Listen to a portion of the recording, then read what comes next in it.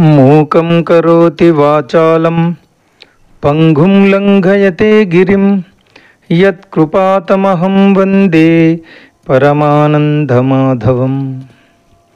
పరమాత్ముడు జగద్గురువు అయిన శ్రీకృష్ణుడు అవసరం లేకపోయినా లోకానికి ఓ ఆదర్శాన్ని చూపించడానికి తాను కూడా సాందీపముని వద్ద శిష్యునిగా చేరి విద్యాభ్యసనం చేసి ప్రపంచానికి గురువు లేని విద్య గుడ్డి విద్య, గురుముఖంగానే విద్యాభ్యసనం చేయాలని ఒక సందేశాన్ని ఇవ్వడంతో పాటు ఎవరూ ఇయ్యలేని అద్భుతమైన గురుదక్షిణ ఇచ్చి ఆదర్శవంతమైన శిష్య ధర్మాన్ని పాటించాడు.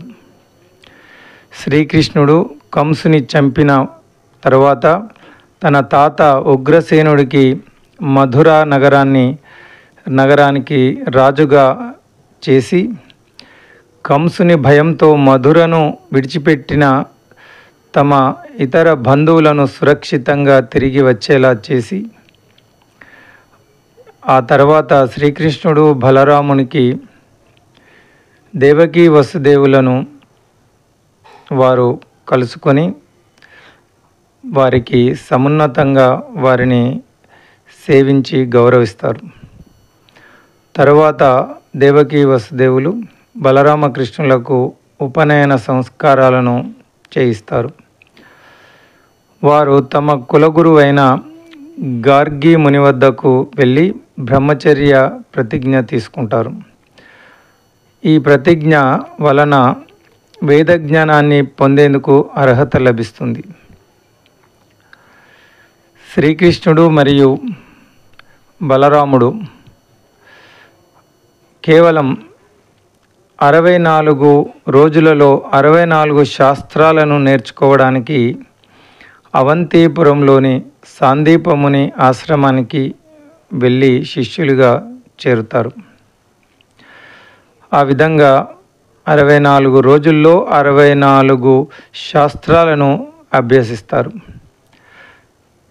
తర్వాత సాంప్రదాయం ప్రకారం వారు తమ గురువును గురుదక్షిణగా ఏమివ్వమంటారని అడుగుతారు.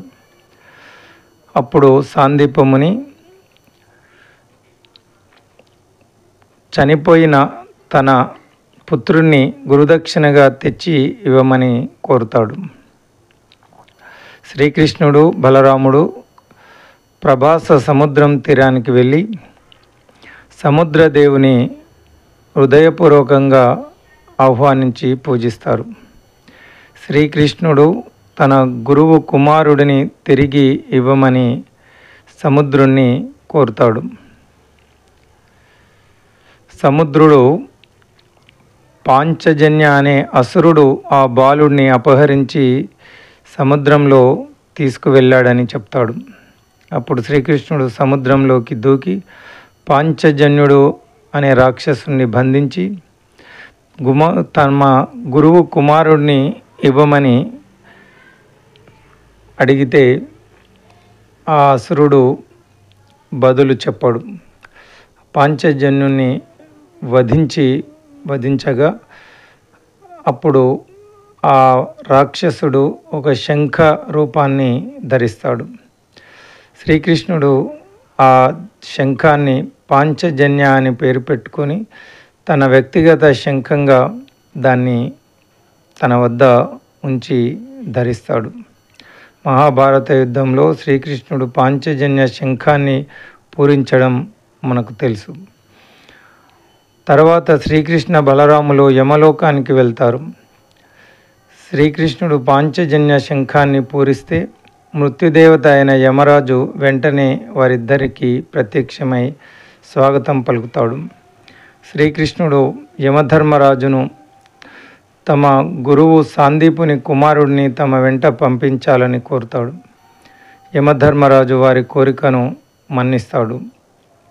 శ్రీకృష్ణుడు బలరాముడు తమ గురువు కుమారుని తీసుకొని తిరిగి వచ్చి గురుదేవులకు గురుదక్షిణగా అప్పగిస్తారు. సాందీపముని మరియు అతని భార్య ఆనంద ఉత్సాహంలో మునిగిపోతారు. ఎవరూ ఇవ్వలేని ఉత్తమ గురుదక్షిణ ఇచ్చారని, చనిపోయిన తమ కుమారుని తిరిగి తీసుకుని వచ్చారని అమితానందాన్ని పొందుతారు. ఈ విధంగా శ్రీకృష్ణుడు మరియు బలరాముడు తమ గురువు కోరిక మేరకు అడిగిన గురుదక్షిణ ఇచ్చి శిష్య ధర్మాన్ని నెరవేర్చి లోకానికి గురువు ప్రాధాన్యతను మరి చూపించినటువంటి అద్భుతమైనటువంటి సంఘటన ఈ పాంచజన్య ముని వద్ద విద్యాభ్యాసం, గురువుకు వారిచ్చినటువంటి గురుదక్షిణ. జయ శ్రీకృష్ణ. ఓం నమో భగవతే వాసుదేవాయ. ఓం తత్సత్.